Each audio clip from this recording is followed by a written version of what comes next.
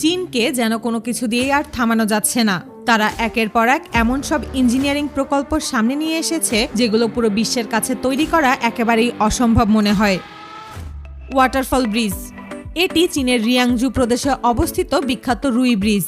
পাহাড়ের অনেক উঁচুতে তৈরি করা এই জায়গাটি বর্তমানে চীনের অন্যতম ভাইরাল পর্যটন আকর্ষণ হিসেবে পরিচিত। এই পর্যটন কাঠামোটি বানানোর মূল উদ্দেশ্য ছিল পাহাড়ি এলাকাকে আন্তর্জাতিক পর্যটন আকর্ষণে পরিণত করা। আগে এলাকাটি সুন্দর হলেও সেখানে পর্যটক তুলনামূলক কম যেত। পরে চীন সরকার এবং স্থানীয় প্রশাসন আধুনিক স্কাইওয়াক, কাচের ব্রিজ এবং নিচে ঝর্ণার পানি পড়ার আকর্ষণ যোগ করার পর এটি সোশ্যাল মিডিয়ায় ভাইরাল হয়ে যায়। পুরো প্রকল্পে কয়েকশো মিলিয়ন ডলার পর্যন্ত খরচ হয়েছে বলে বিভিন্ন চীনা প্রতিবেদনে উল্লেখ করা হয়। এই জায়গাটি সমুদ্রপৃষ্ঠ থেকে কয়েক শত মিটার উঁচুতে অবস্থিত, ফলে এখানে দাঁড়ালে নিচের পাহাড়, বন আর রাস্তা অনেক ছোট দেখা যায়। পর্যটকরা এখানে মূলত আকাশে হাঁটার অভিজ্ঞতা নিতে আসে। বিশেষ করে কাচের অংশ দিয়ে নিচে তাকালে অনেকের কাছে এটি রোমাঞ্চকর অনুভূতি তৈরি করে। বর্তমানে এটি চীনের সবচেয়ে বেশি ছবি তোলা এবং ভিডিও করা পর্যটন স্পটগুলোর একটি। শিপ লিফট, এটা পৃথিবীর সবচেয়ে বড় এবং সবচেয়ে শক্তিশালী নৌকা লিফট। বিশাল বিশাল জাহাজকে পুরোপুরি পানি সহ তুলে নিয়ে যাওয়া হয় এখানে। এই বিশাল লিফটটি মাটি থেকে প্রায় 113 মিটার বা প্রায় 370 ফুট উঁচু পর্যন্ত জাহাজ তুলতে পারে। সহজভাবে বললে এটি প্রায় 40 তলা বিল্ডিং এর সমান উঁচু। এখানে সবচেয়ে অবাক করা বিষয় হলো এটি একসাথে প্রায় 3000 টন ওজনের জাহাজ তুলতে পারে। অর্থাৎ ছোটখাটো কার্গো জাহাজ বা পর্যটকবাহী বড় ক্রুজ শিপও এই লিফট দিয়ে পার হতে পারে।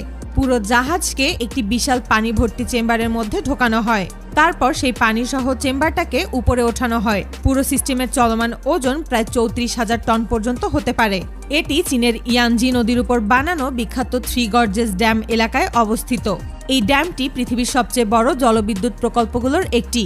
পুরো থ্রি গর্জেস ড্যাম প্রকল্পে খরচ হয়েছে প্রায় 31 মিলিয়ন মার্কিন ডলারের বেশি। এই লিফট বানানোর মূল কারণ ছিল জাহাজ চলাচলের সময় কমানো। আগে 5 ধাপের বিশাল লক সিস্টেম পার হতে 3 থেকে 5 ঘন্টা পর্যন্ত লাগতো। এখন এই শিপ লিফট ব্যবহার করে মাত্র 30 থেকে 40 মিনিটের মধ্যেই জাহাজ উপরে বা নিচে নামতে পারে। পুরো কাঠামো 4টি বিশাল কংক্রিট টাওয়ারের উপর দাঁড়িয়ে আছে এবং শত শত শক্তিশালী স্টিল রশি দিয়ে চেম্বারটিকে ব্যালেন্স করা হয়। পর্যটকরা এখানে যায় মূলত এই অবিশ্বাস্য ইঞ্জিনিয়ারিং কাজ থেকে দেখার জন্য। মনোরেল বিল্ডিং, পৃথিবীর খুব কম শহরেই এমন দৃশ্য দেখা যায় যেখানে একটি পুরো মেট্রো ট্রেন সরাসরি একটি আবাসিক ভবনের মাঝ দিয়ে চলে যায়। এটা চংকিং রেল ট্রানজিটের অংশ, আর ভবনটির ভেতরের স্টেশনটির নাম হচ্ছে লিজিবা স্টেশন। এই অবিশ্বাস্য স্টেশনটি চীনের চংকিং শহরেই অবস্থিত। এখানে জায়গার এত অভাব যে অনেক সময় রাস্তা, ভবন এবং রেল লাইনকে একসাথে মিলিয়ে ডিজাইন করতে হয়। সেই কারণেই এই ভবনের মাঝখান দিয়ে ট্রেন চালানোর পরিকল্পনা করা হয়েছে। অনেকেই প্রথমে ভাবেন ট্রেনটি হয়তো ভবনের ভেতর দিয়ে যাওয়ার সময় প্রচণ্ড শব্দ করে, কিন্তু আসলে স্টেশনের ভেতরে বিশেষ সাউন্ডপ্রুফ প্রযুক্তি ব্যবহার করা হয়েছে, ফলে শব্দ অনেক কম শোনা যায়। অনেক বাসিন্দা বলেন ট্রেনের শব্দ সাধারণ মেশিনের চেয়েও কম লাগে। এই ভবনটি প্রায় 19 তলা উঁচু, আর ট্রেনটি ভবনের 6ষ্ঠ থেকে 8ম তলার মাঝামাঝি অংশ দিয়ে যায়। অর্থাৎ পুরো স্টেশনটি মূলত ভবনের ভেতর দিয়ে তৈরি করা হয়েছে। নিচের তলাগুলোতে মানুষ থাকে আর মাঝখানে রয়েছে ট্রেন স্টেশন। সাংহাই ওয়ান্ডারল্যান্ড, এটি হচ্ছে চীনের বিখ্যাত আন্ডার ওয়াটার হোটেল, যেটিকে অনেকে কোয়ারি হোটেল নামেও চেনে। এটি পৃথিবীর সবচেয়ে অদ্ভুত ও বিলাসবহুল হোটেলগুলোর একটি, কারণ পুরো হোটেলটি একটি পরিত্যক্ত পাথরের খনির গভীরে তৈরি করা হয়েছে। এই হোটেলটি চীনের সাংহাই শহরের কাছাকাছি এলাকায় অবস্থিত। আগে এখানে একটি বিশাল পাথরের খনি ছিল। পরে সেই পরিত্যক্ত জায়গাটিকে বিশ্বের অন্যতম লাক্সারিয়াস হোটেলে পরিণত করা হয়। হোটেলটি বানাতে প্রায় 10 বছর সময় লেগেছিল।